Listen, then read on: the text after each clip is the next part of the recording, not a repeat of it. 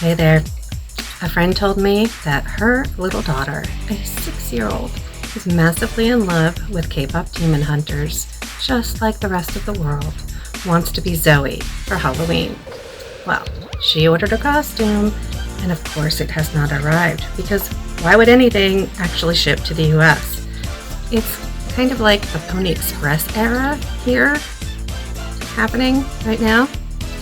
So, I was going to make the entire costume for her daughter, but I jammed my sewing machine and was trying to make a ghost for Halloween decorations. I have not tried to even unjam it or look at it since. But I did tell her that I could make the throwing knives for her dear little Zoey. So I would make them out of resin. Foam is a great option if you have foam, but I wanted something that still had some sparkle and life and didn't have to deal with lighting. Like, I actually considered putting LED lights in them, and I'm like, no, that's just going too far for me. So this is a big sample, and this is a little sample. I'm Amber Love. I used to cosplay pretty much all the time, as often as I possibly could, and now I hardly ever get to. But, it's a different chapter in life. I'm busy writing and being the human biographer to a couple of cat detectives. So, watch this video and see how I created K-pop demon hunter Zoey's throwing knives. Plan A was to buy a mold, cast the resin, very simple. Plan B, buy a mold, alter it, cast the resin. Plan C, get a 3D print, make a silicone mold, and cast it. I went with Plan B. I couldn't find the perfect mold, so this is what I picked up from Amazon. These are some of the chameleon colors that I used. I also added plum, and those are the messy alcohol inks that I used for the backside. That is the mess of my desk. So what I had to do was fill the hilt with hot glue and use a little plastic packaging to block that off.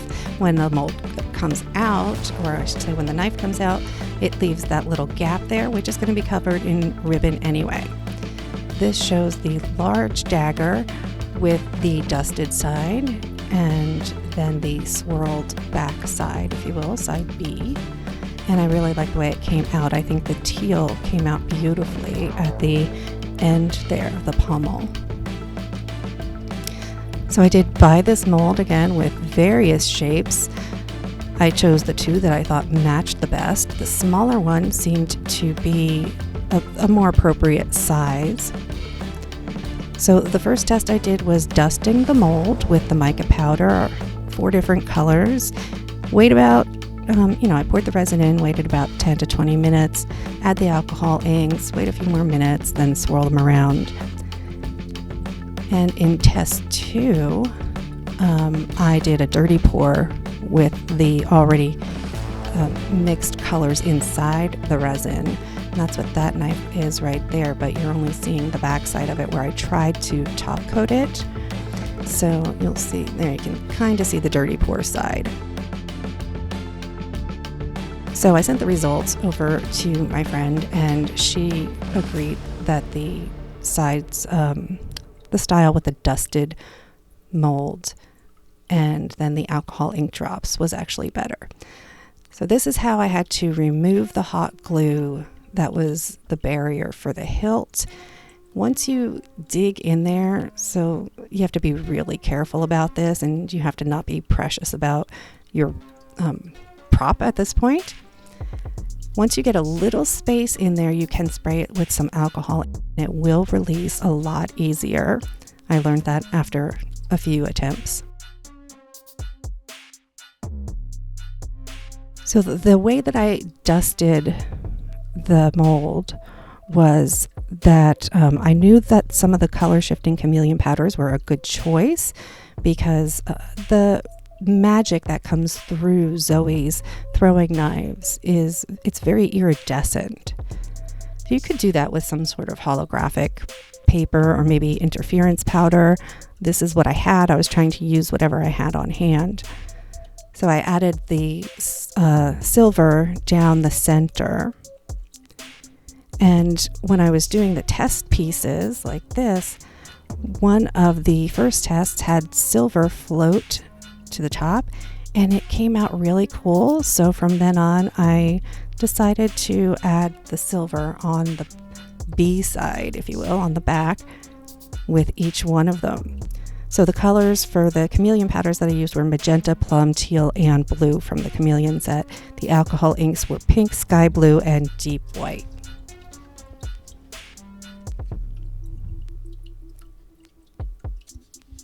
That's the test top coat, and that's the dirty pour look. So again, it didn't really have the same magic qualities to it that the dusted version goes. You can see that's the dusted version, where the chameleon powders kind of gradient into each other.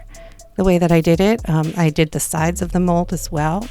And that's the B side, the back, if you will. And where the silver floated, I thought it looked cool. So I happen to like both sides, but again, the mold dusted side, the inside, if you will, looked nicer for this purpose. That was my attempt at top coating that piece, and I made a mess. I didn't tape it off well, and it just leaked and ruined that knife, so I had to make another one. But at least as I got to have it as another test piece, I really got the hang of what I was doing and the formula I wanted to use.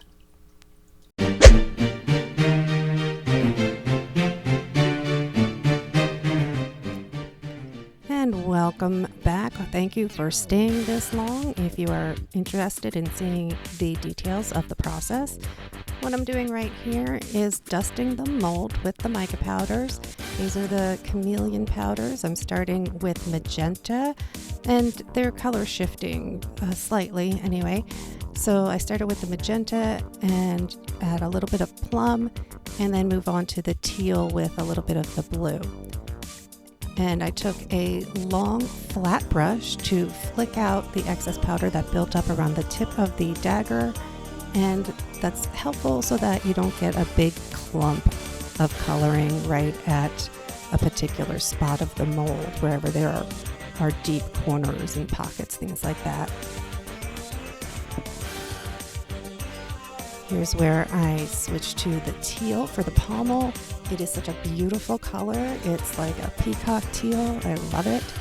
So after layering some of the main colors, I went and got a little bit of the silver, and I mean, a little bit goes a long way. In between, sometimes I actually blew the dust that was extra and building up on the mold. So with this design, I went down the center with the silver, and still, I didn't want it to be overpowering and overtake the other colors. So I went back and added in some of the teal there. But I did the silver down the center so that it would give the appearance that there was a magic coming through, starting through the core of the dagger, and that it would just illuminate outward. So that was my thought process on it. And what you see here is me very slowly but in high speed stirring the resin. Make sure that you get parts A and parts B very thoroughly mixed. And then for this design, I poured a little bit into the tip and used a pointy stick to make sure that there were no bubbles in any sharp corners. Just like with the powder buildup, you want to make sure that things are pretty even. So I didn't care about bubbles in the interior, but surface bubbles would leave craters, if you will, pits and divots, things that you don't want on the surface, unless that's something you're going for. But in this case, I wasn't. So I started with the tip of the knife and then slowly went down. I gave the piece about 10 minutes to settle. It did allow for some bubbles to rise to the surface. That's why I took my little lighter and went over it. You have to be really careful that you don't A, burn your mold, or B, since I used plastic pieces and hot glue to build dams in the handle there, I had to make sure that I didn't catch those plastic pieces on fire or just melt them, which wouldn't really cause too much of a problem, but it would still be something unplanned that I would have to deal with. I always started with the pink and it looks really red. I don't understand why it's labeled pink, but it is different than the bottled labeled red. I added the blue to the handle and you can see that the blue spreads very quickly. And in fact, in the second example that I show, you'll see how the blue really overtakes the whole mold.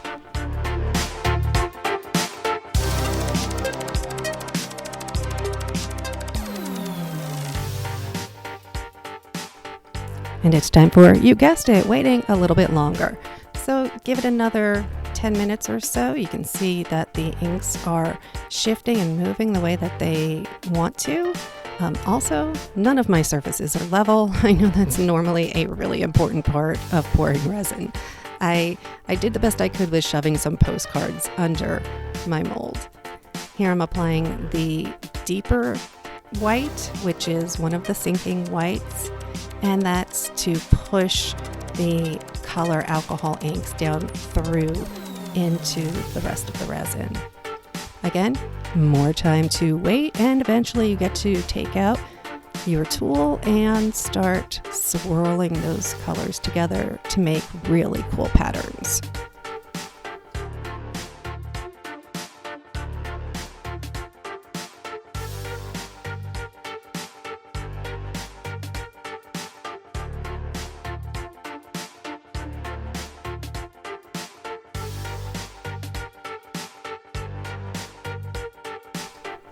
And since my test piece had some silver that floated to the surface from the bottom, and I thought it looked really cool, when I did my final pieces, I actually tapped some of the silver metallic powder onto the top, and I waited until it was, still okay to swirl those pigments together. And it came out very cool. It does spread just a little, but it depends on when you add your colors and how long you wait because of the nature of just epoxy getting thicker or hotter as it cures. So I think it came out very, very interesting.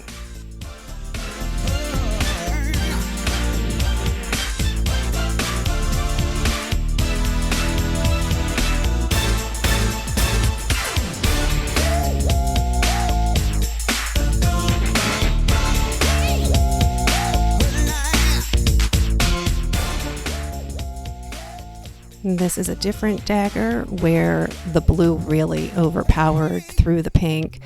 I must have just added too many drops, I'm not sure, but one of them definitely came out with a lot more blue on the B side. And it's the part that I love, and I think a lot of other people love too, when you get to demold and see your results.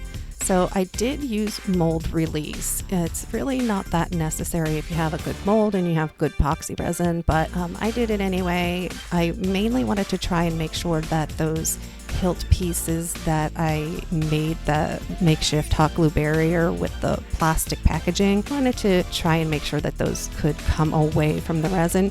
I found it didn't help, so I still had to go in and cut it. The reason that if you notice here that the knife is not my knife, but if the epoxy dagger is a little bit floppy is because I took it out early from curing, thinking, well, maybe I would stand a better chance of removing those barrier plugs, but I found that it didn't really matter. So in other pieces, I just let it fully cure. And then once you get a scratch that's deep enough, you can spray some alcohol in there, and then it does help separate hot glue from things. So then it was just a matter of muscling through it.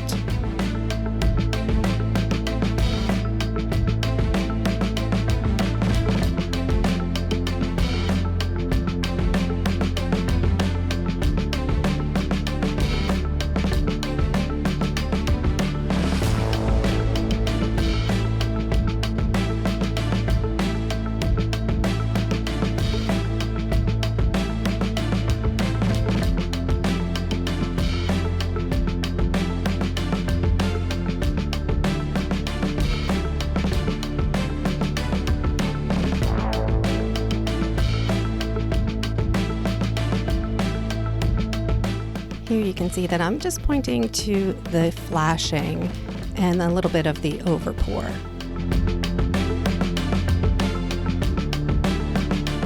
So I'm showing off the A side, if you will, the front, with the mica powder and that lovely silver metallic powder. And then this is the B side or back side, and that's the alcohol ink with the silver powder and the swirly patterns. I think both sides came out really cool and lovely.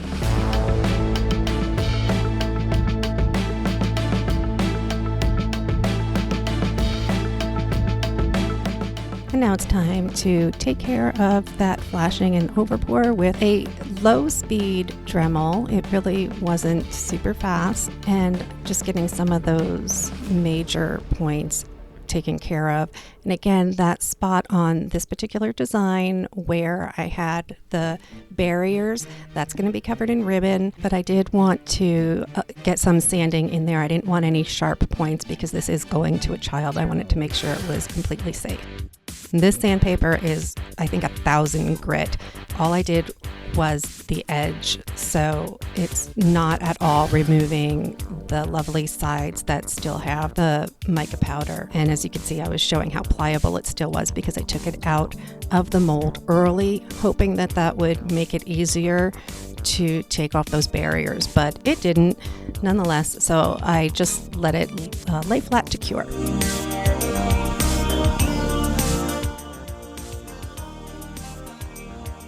I'm calling the almost final results because this is all of the epoxy done. So we've got 6 knives here. These are showing off the top A side, and the edges also match the A side, if you will.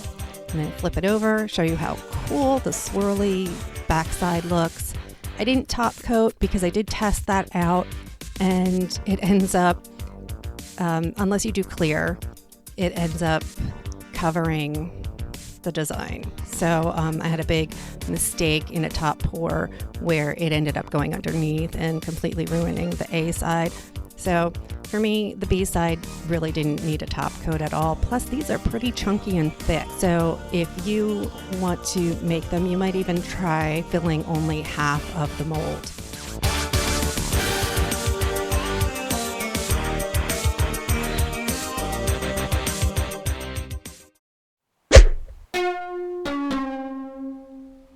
What I did to start wrapping the ribbon was setting up all of the daggers on their sides. Again, these are chunky, so they stayed up without a problem. And I added some super glue and some hot glue in order to make anchor points for those ribbons.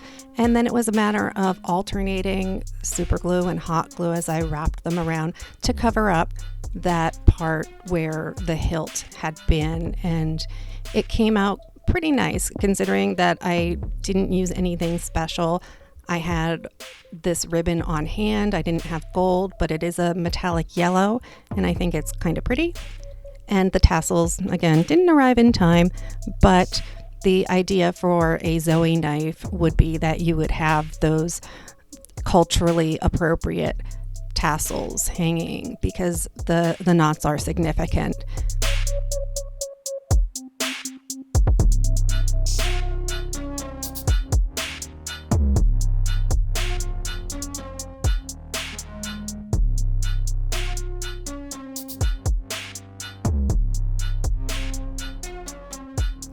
Some people who are better at wrapping ribbons or leather straps might know how you get the very end of it to tuck underneath all of the wrapping that you did, and that actually makes it a very clean look. I didn't know how to do that, so I glued everything down. So here we have the final results of what I could do.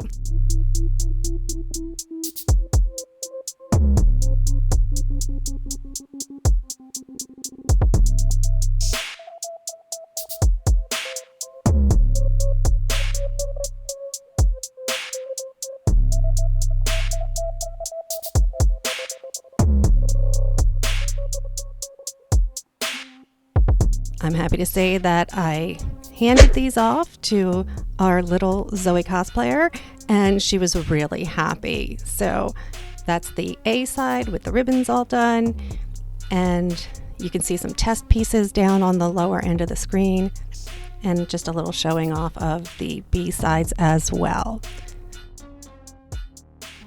If you made it this far, thank you so much for hanging in there and watching this video and seeing how I made the K-pop demon hunter Zoey throwing knives.